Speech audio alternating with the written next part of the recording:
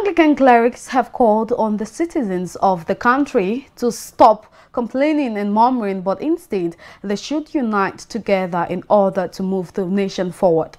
According to these clerics, it is God who created nations that are developed. So Nigerians should look up to that same God for a turnaround in the country. The clerics made this call in an interview in Niger State, where they further called on politicians as well as the masses to depend on God, because He alone is their present help in times of trouble. In time like this, it's for us to look unto God. The situation is very frightening, it's very embarrassing, and instead of us moving forward, we are moving backward. We are not even on the same spot.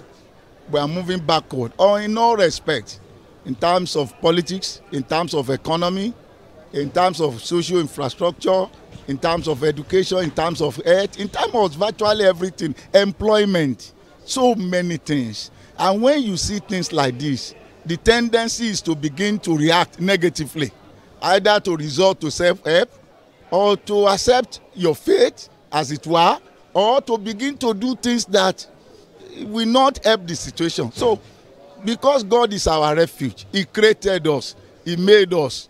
The advanced countries, the countries that have made it, it is the same God that helped them. So we need to look unto God, but then we must do our own part. We cannot just ask God to do it while we fold our hands. We must begin to move forward. Nigeria should take this message as a whole. In fact, this message is supposed to go to all the states in Nigeria. The states where there are kind of difficulties in terms of insecurity of lives. So this is also reminding people that God is able to provide for His people.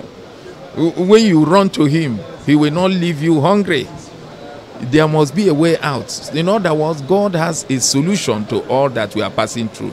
So the states and federal government, or whatever, at all levels, and the legislators and the people, senators or House of Reps, and the politicians, we must embrace this message that God is our refuge, our present help in time of need, as we are passing through in Nigeria today.